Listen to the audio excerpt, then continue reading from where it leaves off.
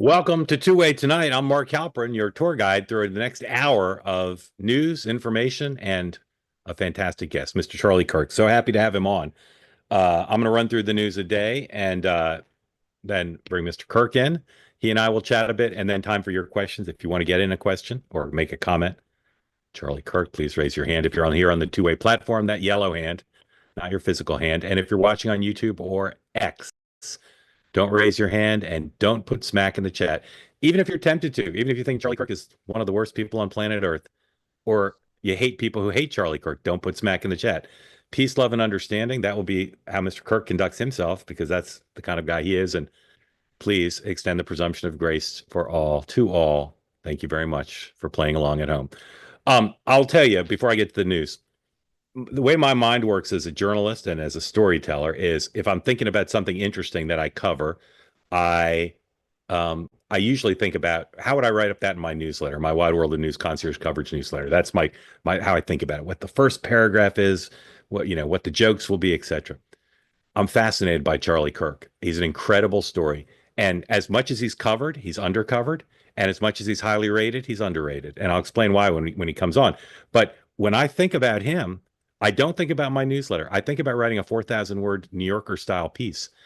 And that's because the arc of what he's accomplished at a relatively young age, it doesn't lend itself to much of anything else. Maybe a 5-part Showtime docudrama, but I think mostly a 4,000 word New Yorker piece. So we'll talk more about that. But I've been on his program, been trying to get him on my program for a while. It means I'm a little bit easier to get, apparently, but very grateful. He's here now. We'll get to him in just a minute. Let me run through the news. There's like 5 little stories and 2 big stories. The 2 big stories are Ukraine and tariffs.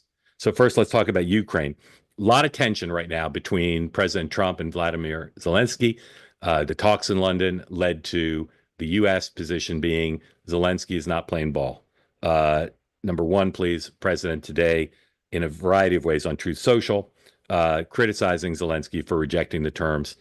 In a photo op in the Oval Office just a moment ago, he said that Zelensky, I think this is where he said it, Zelensky has, quote, no cards to play, and yet he's rejecting the deal. Here is number 2, Truth Social post from the president not that long ago, boasting on the front page of the Journal that Ukraine will not legally recognize, blah, blah, blah. The statement is harmful. Nobody is asking him to recognize, etc. Again, a lot of tension. We've seen this pattern before where there's a conflict and Trump criticizes, and then somebody says to Zelensky, probably don't want to be in a fight with the president of the United States.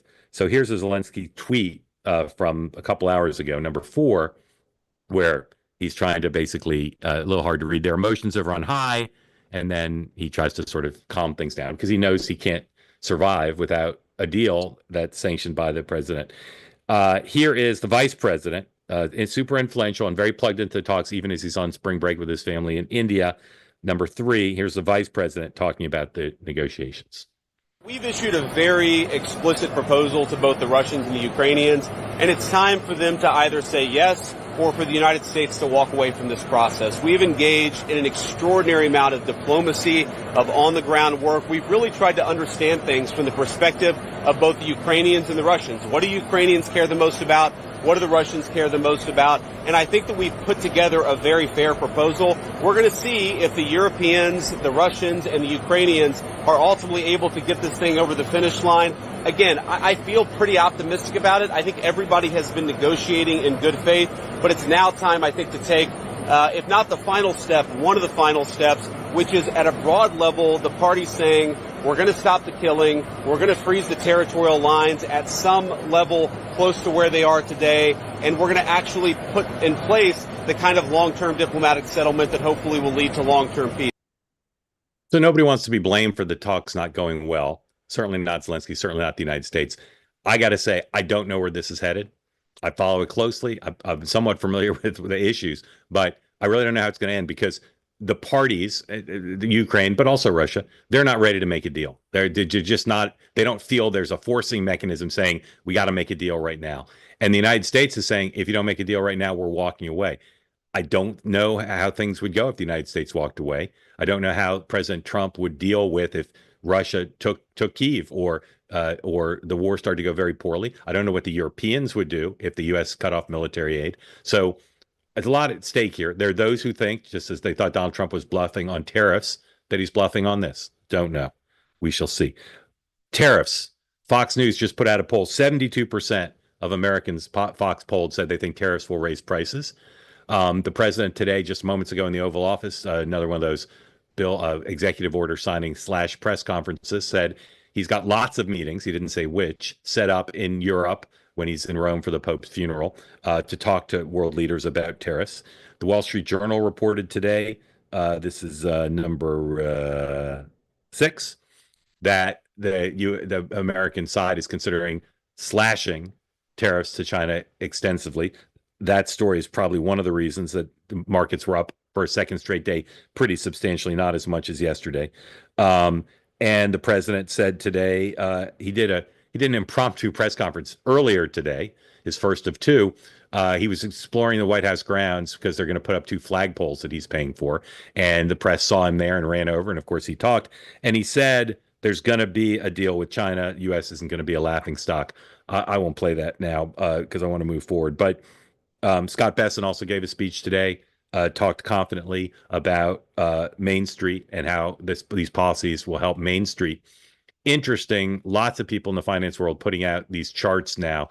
Like in the NBA, there's statistics about how the team does when a certain player is on the floor, whether they score or not. Plus 24 when they're on the floor, down 12 when they're not.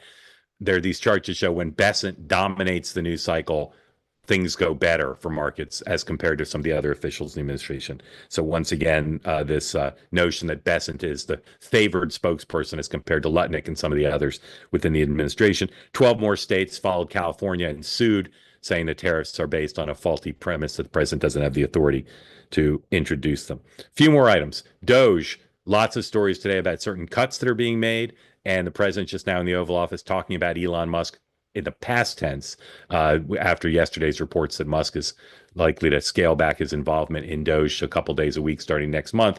The president said he did a great job rather than he's doing a great job. So playing into the notion that this is real, that he will leave. A bunch of judicial rulings. My policy. I don't really comment much on district court or court of appeals decisions and various challenges to Trump administration policies because until it all gets to the Supreme Court, it doesn't really matter. But there are a bunch of more rulings. Dick Durbin, longtime senator from Illinois, is announced he was going to retire. No surprise. He hadn't really been raising money. He's old enough that you can imagine him retiring. That opens up an Illinois Senate seat that likely goes to a Democrat. So the big battle for that nomination. And of course, Durbin is the longest serving whip in the history of the Senate in either party. And it opens up the number 2 job there. A number of people are jockeying for that. Finally, the Vance video, please. The Vances went to the Taj Mahal today, and their kids are just so cute. And here's some video of the Vance family spring break at the Taj. One. Ready? 1, 2, 3. Awesome. Good job. Hey, Mary, can you put your hands down? It's okay. Can you just look ahead? It's okay. I All can't even open my eyes. You can. I know, buddy. It's hard. Just do it for 3 seconds. All right. 1, 2, 3. 1, 2, 3. 1, 2, 3. All right. All set. All right. So the Vances do a lot of things that any parent can identify with, and that would be Exhibit A. All right. Again, if you want to get in the conversation, please raise your hand. And now, ladies and gentlemen, making his two-way debut, flipping down his computer because he is always multitasking, Mr. Charlie Kirk. Mr. Kirk, please unmute. Welcome to the program. Thank you for joining. Great to be here, Mark. Thank you. It's an honor. I am a fan and a viewer. I have to say that during the election, your coverage was unmatched and unparalleled. You were ahead of the curve. You knew about the Biden stuff before anybody else. You knew about all the Kamala stuff. You really had your finger on the pulse. So it's a great honor, Mark. Thank you. And I really respect the type of venue you're trying to create here. So good on you and great to be here. Thank you. Thank you. I appreciate that. Again, I don't want to seem to fanboy you, but I'm just so impressed with what you built. And I think one of the things I say to Democrats all the time is until you figure out how to have your own versions of Charlie Kirk, you're not going to be a competitive because you've built something that's remarkable, and you've done it as someone who's, I say this in a friendly way. You play dumb. as I can see because I've watched you long enough. I see the gears moving in your head all the time. And like with your Gavin Newsom interview, like you're showing people like two of your cards, but you have the entire deck in your hands. The 50 cards you're not showing. And look at this face he's making now because he knows I'm right.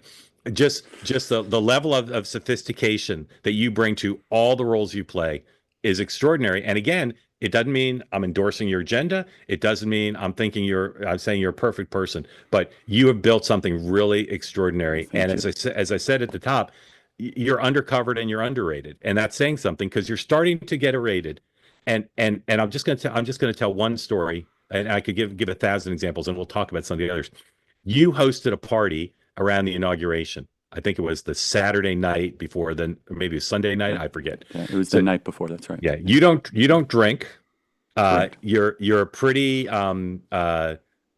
good eater, but you're not a glutton like say me. This party, guys, was incredible. Okay, it was massive, and people were drinking and dancing. The band was great, and you hosted that party as part of just the whole ecosystem that you've built around. And I looked at the people at that party, and maybe if you hate MAGA, you wouldn't have had the impression I did. But those people were having so much fun. There was so much joy at that party, and people from all over the country, all races, all genders, all ages. And it was not a celebration of you. There are people who would have hosted that party and made it a celebration of Charlie Kirk, and you did not. And I was just so impressed with the whole thing. It's one example, but again, grateful to you for being on. I want 4 hours with you. We've only got one. And now we got to get to the tough stuff, Mark. I'm gonna bring people. I'm gonna bring people in. But I want to talk to you about what you've built. When people ask you what your occupation is, what do you say? Like, what's on your tax return? Yeah, my tax return. That's a good question. I would best describe myself as an entrepreneur, which So I thank you for all the kind words, Mark, and some of that is earned and some of it is not. So thank you. It's just at right place, right time, honestly. And I would agree with one of your things. I have probably been underestimated by a lot of people on the left and even on the right at times. And that's honestly been one of our greatest blessings, because we've been able to fly under the radar and float under the radar for a while. And like, hey, we're kind of doing this college campus thing. And I know you think that we don't have much of a following, and I know you think that all the kids are going to remain liberal for a while, but that's fine. We're just going to keep on building. But I, as an entrepreneur, I try to find problems and fix them. People try to put me in boxes, and that's fine. That's normal. Human beings tend to do that. But I definitely wear several hats. I do a 2-hour program every single day that you're nice enough to join quite frequently. Our audience loves you, by the way, Mark. It's phenomenal, which gets turned into a podcast. It's on hundreds of radio stations across the country. It's simulcast on multiple television stations as well. And just to be clear, for some people, that would be a full-time job, 2-hour daily show with that level of distribution. So that's one thing you do. Incredible. Keep going. Yeah, and then on my day job, as I joke around, is CEO of Turning Point USA and Turning Point Action and Turning Point PAC, but that one only really gets deployed in short-term election cycles. But really, Turning Point USA and Turning Point Action, which I started, will be 13 years ago in June, and well over 1,000 full-time people on staff now, all across the country, working in several different departments, from our high school department, our college department, our faith department. We have Blexit, and we have Turning Point Academy. We have our entire Turning Point Action side that is divided from our grassroots team, our ballot chasing team. We have a whole student government project. We have I would say, a pretty sophisticated digital operation on top of all of that. So I have to raise money and manage all of that. We have a great team that manages it. I actually don't manage very well. I would say I set a good vision and I'm able to set the pace, but I've really good managers that are able to make sure those goals are actually delivered upon. So that is not a skill set. And that's over 1,000 people, right? Correct. And how much money annually was coursing through those various things? Over 100 million. So about 100 to 120 million a year. Right. Yeah. Okay. Also, probably as much as you delegate, also a full-time job. That is a full-time job to raise that, without a doubt. And look, we're super blessed and very fortunate with over 400,000 donors that now give to us, which is a real number that is up there in nonprofit world. So in either liberal or conservative nonprofit world, to not be a campaign and to be able to have more than 250,000 active donors, that's a big number. And so, And how many of those are how many of those are small? I'm sorry to interrupt, but how many of those are small No, it's dollar okay. versus big? Yeah. So obviously, look, we have plenty of wealthy people that give us money. Obviously, that's not, breaking news, but the average donation is right around $105, and that's averaging for all the donations that we get. And what do your biggest donors give you? Millions? Yes, I mean, I would say the biggest donor would probably give $1 million to $2 million a year, right around there. Yeah. And so again, like Foster Freeze, you covered him, I'm sure, Mark, for years. He was our original donor, and he used to give us challenge grants. At one time, he gave us a big gift of $5 million if we could raise it, and we were really blessed by that. And that was kind of that seed funding that helped us get started. But that we did not get that gift until like 10 years in, just to give perspective, 8 to 10 years in. So, but no, we have a small dollar grassroots army that is also a backbone of a lot of what we do, and that doesn't always get into the coverage of us because there is a caricature that we're just kind of small, clubby, billionaire funded. And again, full disclosure, of course, we raise money from all people. You have to in this space, but we also have a lot of grassroots energy. And so on top of that, I also create a lot of content. And I speak. Yesterday I did 5.5 hours of speaking on campus at Texas A&M University, on top of doing the show and on top of raising money. And so we post those videos online, and the last couple of years, they've really gone super viral and making a big difference with young folks. So I try to keep myself busy. Yeah. So that good overview. I'll add 3 things to that, maybe 4. First of all, how many kids do you have? I have 2 kids. 2 kids. And how old are they? Almost 3 and 1 year. Yeah. So, all right. So Dad, my wife deserves the real praise here. Yeah. So you mentioned it, but your work organizing and energizing young people on behalf of the conservative movement and President Trump is also, I would say, of all the things you've done, one of your most historic achievements. It really is historic. And there was a lot of skepticism. You know this, even from people who you're friends with, even people who like you, who said, Turning Point's not going to turn any young people out. They don't know what they're doing. They've never done it before. Get out the vote is not for amateurs. And you did that. And you did it on ideas. And that's a really impressive thing. The other thing you do, and I want to talk about this as much as you'll talk about it, is you're part of a bunch of concentric circle groups that are very supportive of the president and his agenda. You're on text chains with them, and you take your organization and your content and your travels and your activism in service of the administration. So if a nominee like Pete Hegseth is in trouble and you decide we want to help Pete Hegseth, you're able to do that. And that's the thing that the Democrats don't have, as far as I know, anybody like you. They've got people in think tanks and they've got activists, but they don't have people who are in constant contact with the leadership by text chain and the ability to mobilize with one tweet or with your big organization. So talk about that role. Yeah, I have to. Can I throw that back at you? Yeah. Mark, they really doesn't exist in the I mean, like, so just so you know, we think that exists. Doesn't and that's exist. What's so funny. Doesn't exist. Again, we think that there's as this vast left-wing conspiracy, and we think that there's like an orchestrated effort on. You're trying to tell me that there's not. I mean, like I'm not being sarcastic. It's amazing. But Charlie, so just think about the elements of your influence. Okay.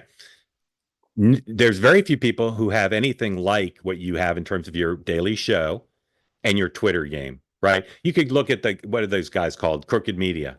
Okay. Mm-hmm. They're respectable following. Yeah, respectable size following. First of all, they don't have an organization like yours. They've dabbled in that area, but they don't have a 1,000 people, an army around the country, number one. Number two, they're usually at odds with the leaders of their party, right? They're critics of the leaders of their party. They're not on text chains with Chuck Schumer saying, hey, student body right, we got to get this thing done, right? They're just not. And I mean, they are on occasion, but not systematically the way you are. Yeah, it's amazing. And then lastly, their party doesn't have a movement. Right? You're like Donald Trump, you're riding the crest of a movement that you're harnessing and directing and deploying. But if you don't have that, you can't do what you do. When you send a tweet that says any senator who opposes the confirmation of Pete Hegseth, believe me, we're seeing it, right? That's paraphrase of one of the several tweets you sent. That is correct. There's no analog for that in the Democratic Party. If those guys at Crooked Media say, "Hey, any senator who votes to confirm Pete Hegseth will notice," what's behind that? There's no movement behind that. There's no money behind that, and that's a big difference. So, talk about your connection to the administration. How often are you in touch with people in the government, with Don Jr.? How much daily regular interaction do you have? I'm not going to talk in too much detail, but look, I'm friends with a lot of. Let me just put it this way: I'm friends with a lot of these people, and you can imagine that, Mark. And I'm not a government employee. I'm not a special government employee. Yeah. I want to be very clear, right? But yes, at times, of course, as the administration is able to do, I'll get calls or I'll get contacted. Hey, Charlie, this is something that we as the administration want to, shine a greater light on, or that we want to push forward. And as far as the Hegseth thing goes, that's just an example at times of also putting the pressure on our own party. And I think that's the really important component here, is that if I would have sent that tweet at Cory Booker, he would have used it to go fundraise or something. He would have laughed, right? Okay. Yeah. But all of a sudden, if I am trying to use some of the political muscle that we have at Turning Point, or at least the megaphone to a senator from Iowa, now that's a completely different situation. And so, look, I talk a lot with the folks in the administration.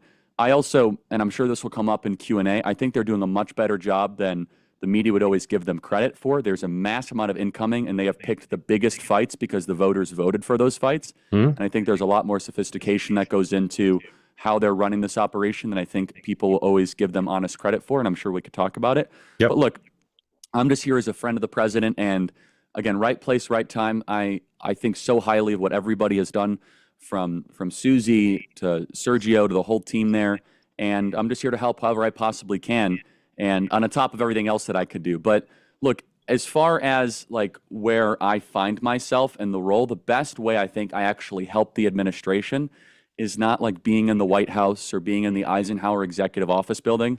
Oh, that's nice, right? That's amazing. It's an incredible enormity to even walk through those halls. It's actually being in the grassroots. That's where I think sometimes in Trump 1, and I talked to Jared at length about this one time. One of the problems in Trump 1 is that there was not always a robust continuation of the grassroots energy while all the things were happening in D.C. the first year and a half. Yep. And so I think I've unintentionally found myself in a role where we actually are keeping that energy going. We're visiting campuses. We're getting people excited. We're sending out marching orders to the best of our ability, because of course Democrats are going to get fired up. They're not in power, right? They're upset, and obviously, okay? I mean, we went through the same thing when Joe Biden was, early in his presidency. The question is, can you continue the energy from November to April? And of course, it's not a one-to-one. There's some drop-off. But I will tell you, Mark, and I encourage your audience to fact-check this if they might be on the left or not believe it. Go look at some of these videos of what we're seeing on these college campuses. It's no joke. It's real. It's robust. It's thousands and thousands of kids. Texas A&M yesterday, we had 5,000 students show up between the two events there. And so I find myself as the best way to help the administration stay in the grassroots, offer messaging, defend them whenever certain situations arise, and then also be an explainer of what the administration is doing or trying to do to people that don't have time to consume, 6 hours of this information and get down into the weeds. Yeah. And again, I'm not trying to, let me see how this phrases. There are people who have the job I do who would look at your contact with the administration and the money you raise, and they'd say this is evil and insidious, and there's something wrong with it. And if you were on the left, if you were doing this with Barack Obama and you were organizing young people and helping pressure members of Congress who weren't supporting the president's agenda, you'd be Time Person of the Year. You'd be considered a hero by the media, but because you're doing it on behalf of definitely not going to get that, Mark. Because you're doing it on behalf of a Republican, it's treated differently. So, what I'd say is this, which is the reason I find you so interesting is because you've created a new paradigm for how to do this. With the different buckets you laid out. You communicate daily on your show. You communicate very actively on social. You have an organization that has grassroots energy and is building for the future. Those young people you're recruiting, will grow up to be Republicans mostly. And again, if you folks haven't looked at the video of his time on campus, of Charlie's time on campus, please do. It may be not as exciting as Bernie Sanders and AOC, but it's got its own energy and crowd size. And then again, you're actually in contact with the people you're helping. And I know you don't want to talk about it. I'm not pressing you to, but there's nothing wrong with that. You're a supporter of the administration, and you're in concert with them. They're not breaking any laws. You're not breaking any laws. I know that's why I'm careful, Mark. Yeah. If I say one comma wrong, you I understand. I understand. Yes. But I'm here as a friend. I'm here as a citizen. I understand. But what I'm saying is there's nothing wrong with it. It's democracy. I know there is not. And of course not. And First Amendment. So let me ask you about some stuff currently in the news. Then I want to do a few more personal type things, not personal, but about you. And then we're going to open up for questions. Again, if you're here on the platform, raise your hand. How do you feel about Pete? Is Pete Hegseth a friend of yours? Yes, he is. Actually, I go way back with Pete Hegseth. Like I remember when Pete was with the veterans group at the Cokes. Yeah. And so he was always really good to me. So yes, Pete is a friend. Okay. Yes. So I just don't want to use the time talking about whether this is the deep state, whatever, but the guy came in with not a lot of management experience of this scale. Almost no one does, but on paper, Democrats are right. On paper, least qualified manager of the Pentagon. Doesn't mean he can't do the job, but least qualified in terms of management skills. And he seems to have some management problems. Right? He's having some personnel issues, big shakeup amongst some of his top aides. Won't get into details. What would you say about his capacity to be a good manager of the giant bureaucracy at the Pentagon? Yeah, that's a good question. I think first and foremost, I believe he was selected, and why I fought so hard for him, obviously, other than me being his friend, was two primary reasons. And one of which is like nakedly ideological, and the other of which is one that I think has been missing. And I also need to make sure that we paint, the third item is that to push back on this idea that everything is failing at the Pentagon, which is not true. Because there are some actually exciting numbers with recruitment and procurement that I do want to get into. But the first of which is, I tend to not be a neoconservative. People know this about me. I am very against military strikes for Iran, for example. I tend to not favor U.S. heavy involvement in the Middle East. I'm very much the one that is advocating both privately and publicly, like, hey, can we end this war between Russia and Ukraine? And it's not a mystery. And I think Pete, to his credit, has been able to strike a balance throughout the years of course, peace through strength, but not necessarily, and I think this is a fair way to put it, not being from the same foreign policy school as Lindsey Graham. I don't think anyone would disagree with that, right? Yeah. That's a fair categorization. Second of which is that I do think that having a warrior in the military run the DoD has been missing. And I'm gonna respectfully interrupt you. I'm gonna respectfully interrupt you because I want to get to a ton of stuff. I just want you to answer the question I asked you. I appreciate how much you want to defend your friend, but I just want you to one specific point, and then I want to move on. His capacity to manage the giant bureaucracy. What gives you confidence, or would you have advice for him that you share with us about managing the building? Sure. Because that's a big part of the job, in addition to the things you were listing. Of course it is. No, and it's fine. I'll make my answer shorter. Yeah. I actually think he's doing a better job at managing than people give him credit for. Recruitment is up. Independent report said that procurement is going in the right direction. War game exercises are going up. As far as the top level management, let's just be honest. What happened with the Signal Gate thing was not good, not ideal. Who was ultimately responsible? We actually do not know. Was it Mike Waltz adding in there? And I think a lot of the shakeup of the Pentagon has been a downstream effect from that. Sorry about that. My computer did a big hiccup. Oh, I'm sorry. Okay, I thought that's that right. was. No, I thought you were just. No, I was soaking my answer it in. was so good, I left you speechless. Well, you did, but I was soaking it in. No, my computer did a weird thing. All right. Again, I could talk to you about your friend Pete Hegseth for an hour, but we don't have the time. Moving on. I believe the vice president is another friend of yours. Is the most influential vice president in my career. That he's already passed Dick Cheney. Okay, that's interesting. I was going to say more than Dick Cheney. That's a big statement. More than Dick Cheney. As influential as Dick Cheney was, and in part, it's because he's played things really well, and he has so many allies, you and Don Jr. and Tucker and other people, and the president and everybody. Also, he might run for president, and unlike previous vice presidents who might run for president, no one's upset about him accumulating political influence. People are fine with him being his friends, are fine with him, and he's a brilliant guy. And on personnel, policy, press, he's in every meeting, and Cheney had his own influence for sure, but people pushed back on Cheney. He had rivals who pushed back, including the president, including the Secretary of Defense, Secretary of State. I don't see anybody that I've heard of, literally, including Elon, your other friend. I don't see anybody who is at all concerned with the vast power of the vice president. Do you agree with my analysis that that he has no rivals? He has no one's concerned with his being powerful. Do you agree with that? I don't know. Okay, I'd have to think about that, and that's not me escaping, Mark. Yeah. I need to think because I haven't thought deeply.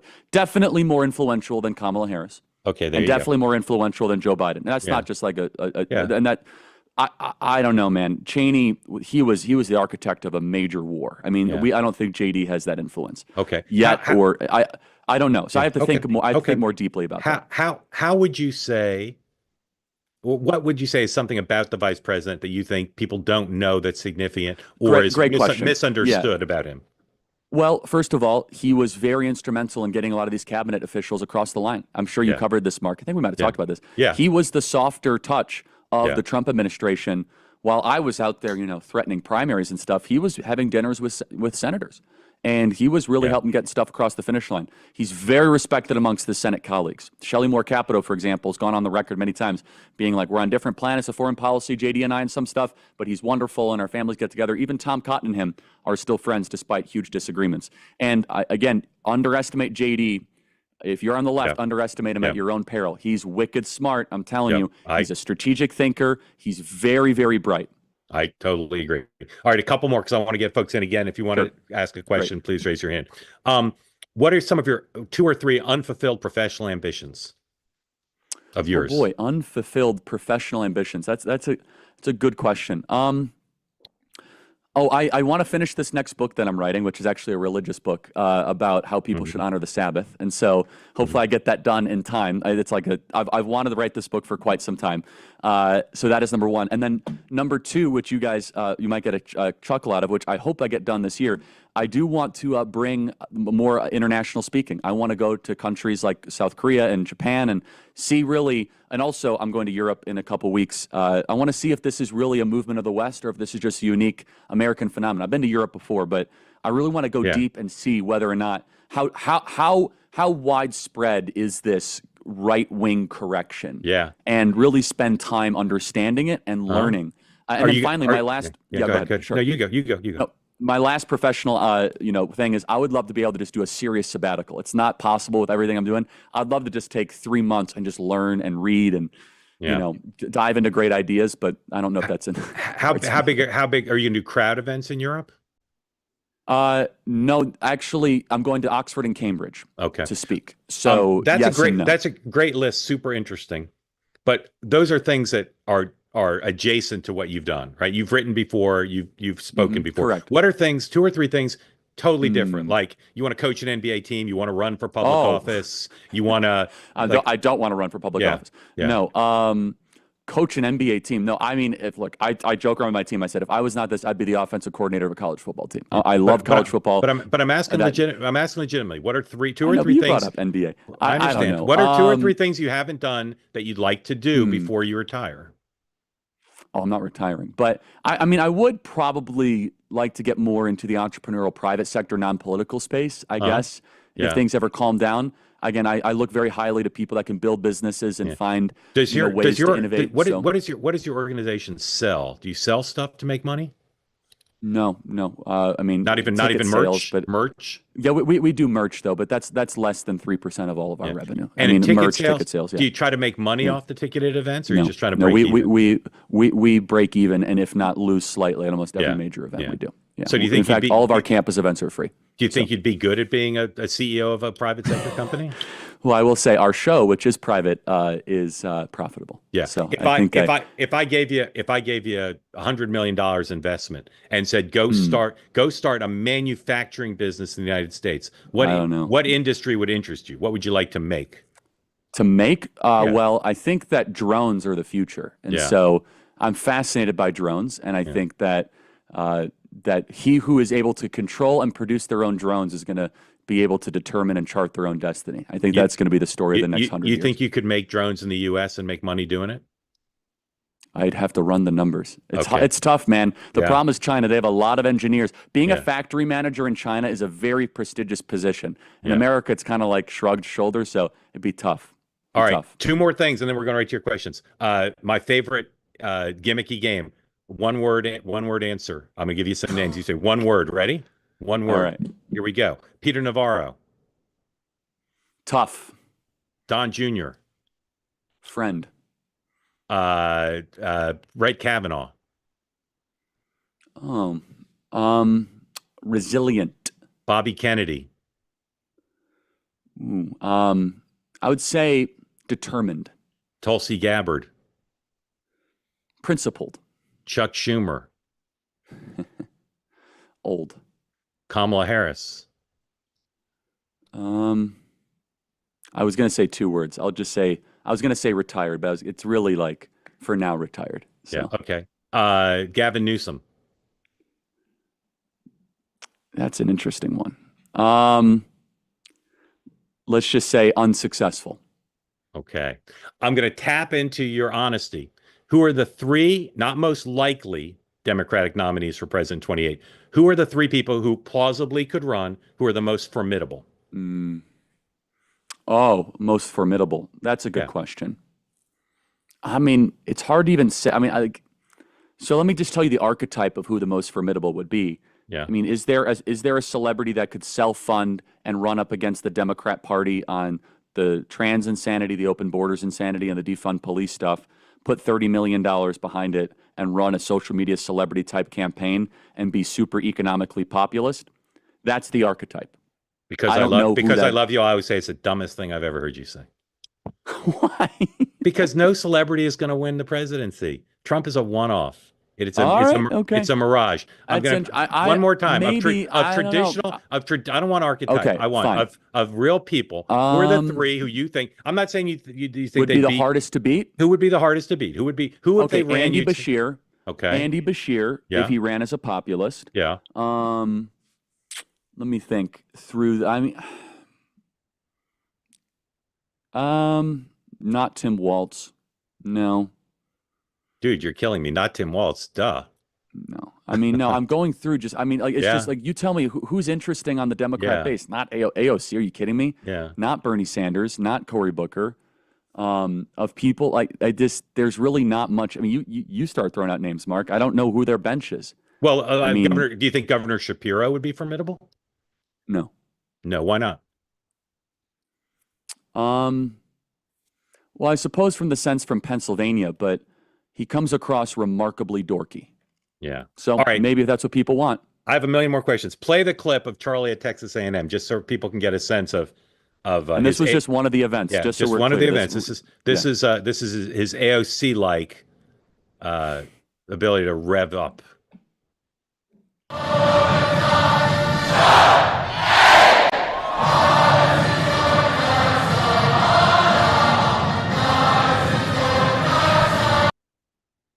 One of the great mysteries of Charlie Kirk is how much of his self-effacing is because he knows it's the right thing to do, and how much of it is genuine. I say that with respect because I know it's not 100% genuine, because I know it's the right thing to do. But man, as I said, just the achievement of turning out young people. I went to a few of your events in 2024, and you have got the formula. And again, I say to the Democrats, if you go try to appeal to young people with celebrity or giveaways or gimmicks, you will not match what Charlie Kirk and his colleagues have done, which is appeal to them on ideas. And it seems simple, but I don't see them doing it. I do not see them doing it, at least not as effectively as you have. All right, going to bring folks in for Mr. Kirk. As always, unmute. Tell us where you are, for those who don't know, and tell us what's on your mind. And we start with Nilda. Go ahead, please. Hi. Oh my God, I'm so excited. I've been following Charlie for a long time. Very excited, very happy to be in this chat with you. Here from California, asking. How are you? I am happy to be chatting with you. Very excited. I remember the election night of 2020. I was sobbing on my couch with you on TV, watching what was happening, and here we are. And now after Hilton trying to come out for governor here in California, what can we do here for our beautiful state Charlie. You know Yeah. how to. Well, thank you. God bless you. Great question. And just to frame it a little bit, California used to elect Republican governors, and except for Schwarzenegger, who was a bit of an anomaly, it's been a while. So, do you think much about how to build a Republican Party in California, and what are the elements of that? I look, I think that it can be done in the next 10 years. And I know people might laugh, but listen, first of all, that's why I endorse Steve Hilton. I think that the chance of him winning this cycle might not be the best odds, but getting closer and closer to that is incredibly important. But if Hispanics, and especially Hispanic men, keep on moving in the direction that they have been moving nationally, California can be in play. I know over a long period of time, it requires voter registration, it requires no more demoralization, and finally, if young people continue to move in the broad way that we've seen, and California even minorly follows that trend, we could probably see some more a more competitive landscape in California. So I endorse Steve Hilton, and I wish him the best of luck and success. All right, Nija, thank you. Nola, thank you so much for joining. Appreciate it. Okay, moving on. Matt, welcome in. Tell us where folks who don't know where you are and what's on your mind for Charlie Kirk. Hey, Charlie. Hope you're doing well. My name's Matt. I'm in Miami, Florida. Big fan of yours. Been a big fan of yours from the start. Love freedom of speech. Love that you're not afraid to walk away from a fight. My big question for you is 2026 with Florida. You almost see a faction potentially within the Republican Party. You hear talk of Casey DeSantis possibly running, and then you got Byron Donald kind of controlling the MAGA base of Florida. So you also have people like Ken Griffin moving Citadel to Miami, who was one of the biggest backers of DeSantis, and then Nikki Haley when he was running against Trump in the primary. My big question for you is, how do you look at 2026 in Florida, and do you potentially see in the gubernatorial primary faction between MAGA and maybe DeSantis trying to break away from what I would call true MAGA? Great question, Matt. Thank you, Charlie. Thank you. I love it, Mark. 2 governor questions in a row from 2 states that I love. Yeah. And 2 very different states, might I add. So I endorsed Byron, who's a friend of mine. I think Byron's going to win the primary. I think he will be the next governor. I would even go as far to say that I think Byron, with Trump's endorsement, would beat Casey DeSantis by double digits in a Florida primary. I would say that resolutely. Yeah.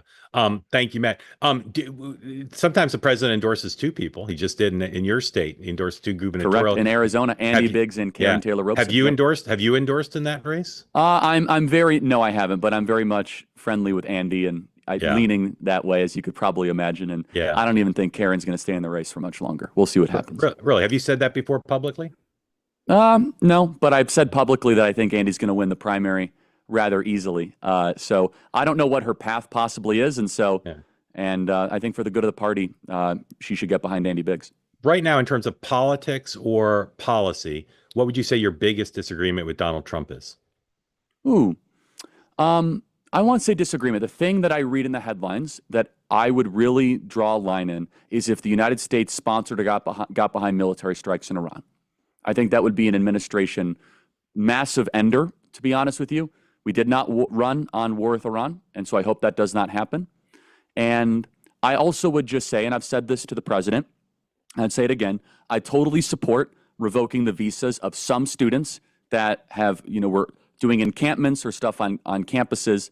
However, I think we should be a little cautious of the criteria of which students we actually end up deporting based on, the parameters of speech on some of these campuses. So Mahmoud Khalil probably fits that criteria. Yeah. But for example, deporting somebody because they wrote an op-ed critical of Israel, I think that's probably in the gray area.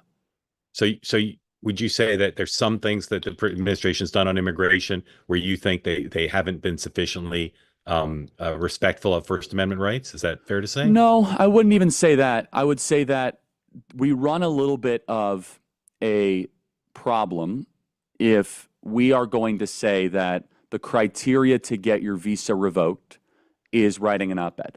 Now, that might be an exaggeration by somebody. Yeah. Right. But if the op-ed was not even critical of America, which it was critical of a foreign country. Right. And again, I'm very pro-Israel as I say this. Right. And let me tell you why. I actually think it creates more anti-Israel hostility and anti-Semitism when it looks as if such a strong hand of the government is going to come in, and it looks as if that, true or untrue, there are forces that are trying to have the U.S. government do this. Is there anything about the president's either philosophy of tariffs or the implementation of the tariff plan that you don't agree with? Not necessarily. I think that the focus on China and keeping the tariffs on China is exactly appropriate. To his great credit, I will say this, to have the moral courage to actually fulfill what people voted for and put forward with tariffs, I think is very admirable. And so this is obviously an ongoing fluid situation. Your point with Bessent earlier, as Bessent talks, the markets like it. But we need to have a significant change in how we trade with China. When we don't make our own vitamin C, we don't make the parts for, as I mentioned earlier, in the separate type of discussion for our own drones, we could end up just being a vassal state to China if we don't change that. Thank you. Fletcher, welcome in. Tell folks who don't know where you are, what's on your mind for A Charlie. Lions fan. I'm a Bears fan, so there you go. Well, I get that. I'm actually, this is my second time on the program. Was back on a little bit ago, I think in February. Yes, sir. Asked about the Supreme Court.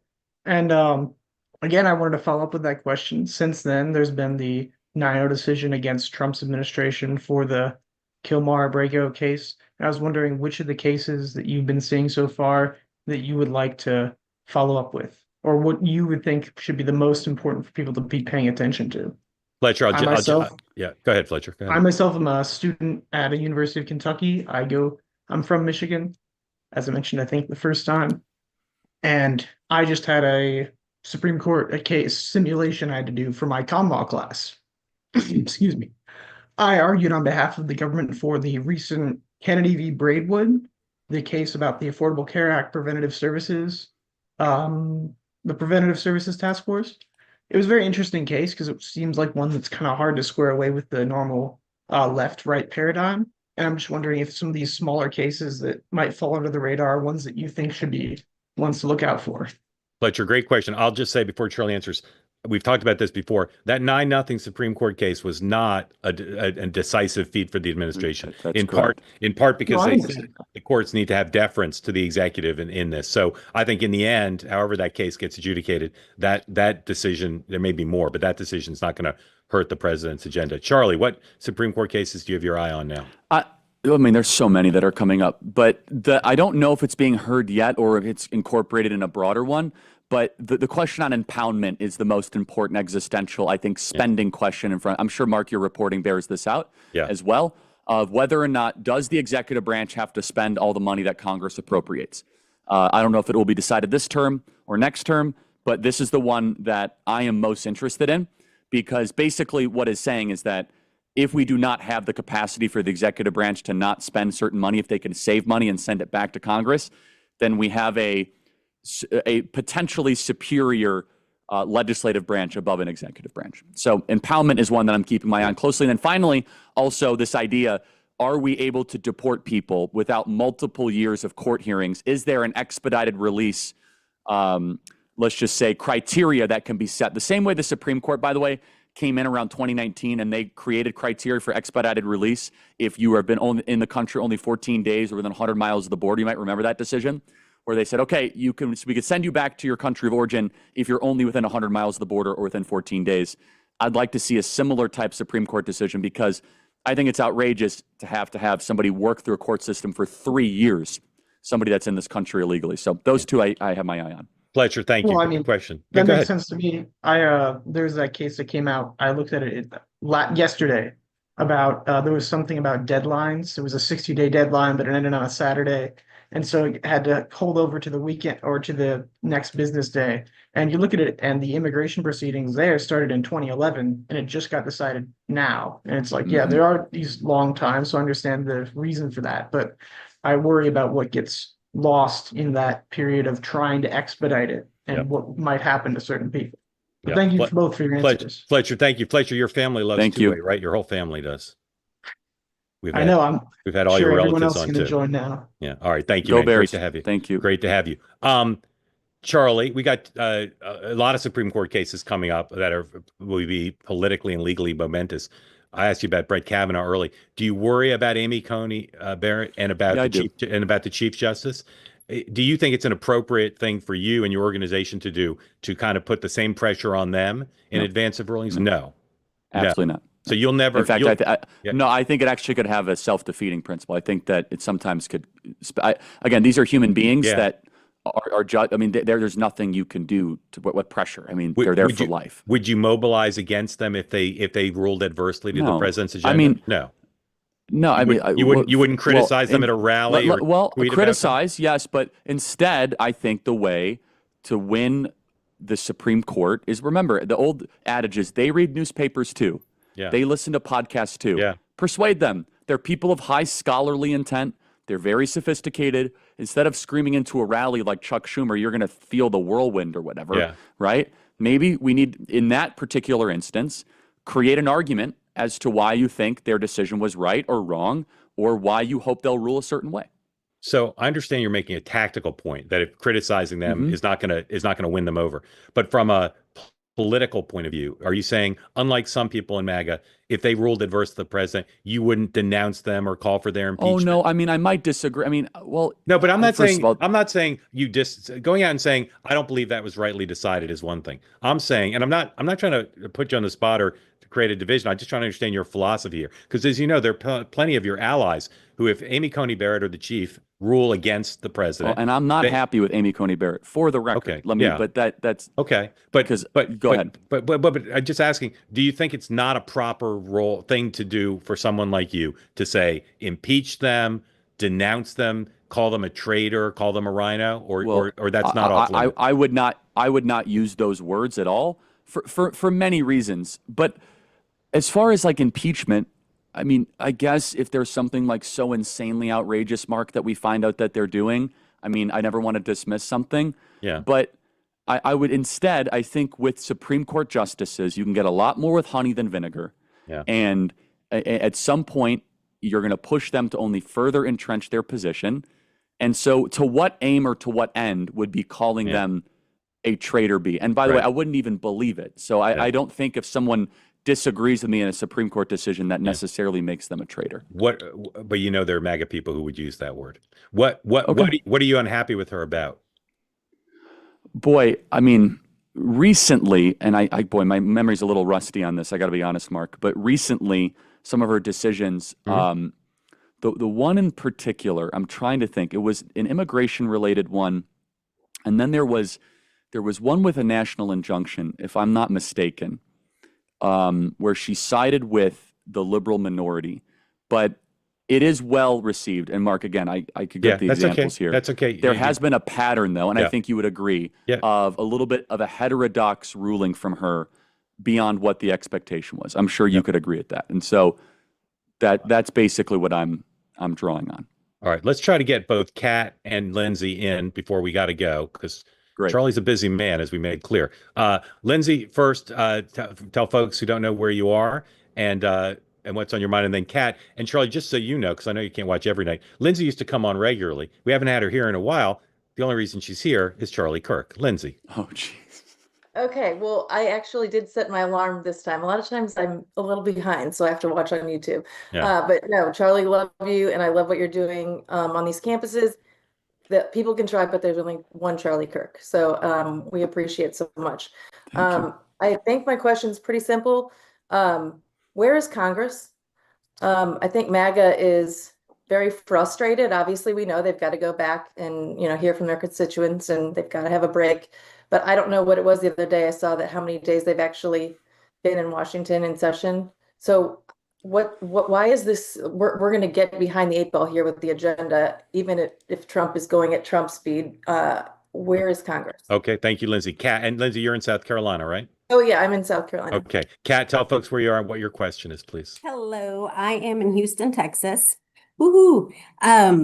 So my question is kind of a little while ago, Charlie, you said you can get more with honey than with vinegar, and I've always wondered with Supreme Court justices. Yeah, with Supreme Court justices specifically, yes. But I've always wondered how come, and I'm a Trump supporter, how come Trump does not use a lot more of that? How come his, I don't know, sometimes I wish I was like his speechwriter, because I'm like, you can just throw a few words of empathy in any idea he puts out, and it would change everything. The media wouldn't be able to just attack him immediately. Kat, So, great question. Thank you both. Charlie, if you could handle those. Where's Congress and where's the president's So honey side? I will say this. I think the president can be unbelievably charming, as evidenced by his dinner with Bill Maher. Bill Maher had nothing negative to say. In fact, he was like, the president was magnanimous. He was amazing. The more of that President Trump we see, I think that he'll be even more successful in Congress. And I will also defend the president. There's a lot more behind the scenes kind of courtship of Congress that's happening and of allies than sometimes makes into the media. Back to Congress. I do tend to agree. Look, the current administration's perspective is, let's go all in on this one big, beautiful bill. We're going to go all in on this reconciliation package. It's a risky take. I think they're going to get it done. Whether or not they're going to get a lot of spending cuts and when this is going to pass remains to be seen. However, why Congress is also not passing other bills, the answer also comes down to the filibuster, right? Is that there are can you get 7 Democrats to agree to basically get along with President Trump's agenda? Well, they got the Lake and Riley Act done. That was like the first couple weeks, and that's been about it. So the other thing, though, is that the Senate, they've been pretty good. John Thune deserves some credit. I'm not his biggest fan, but you got to be honest. He has been moving at a faster pace than Mitch McConnell, but I think they could go be even quicker with nominations and securing nominations.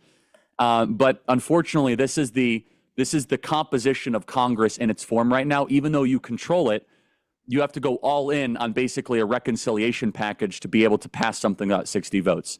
And because of that, you're not able to see the action that we would like to see. So I think we get 2 shots at reconciliation this year. There's 2 shots, right, Mark? I'm not mistaken, right? There can be.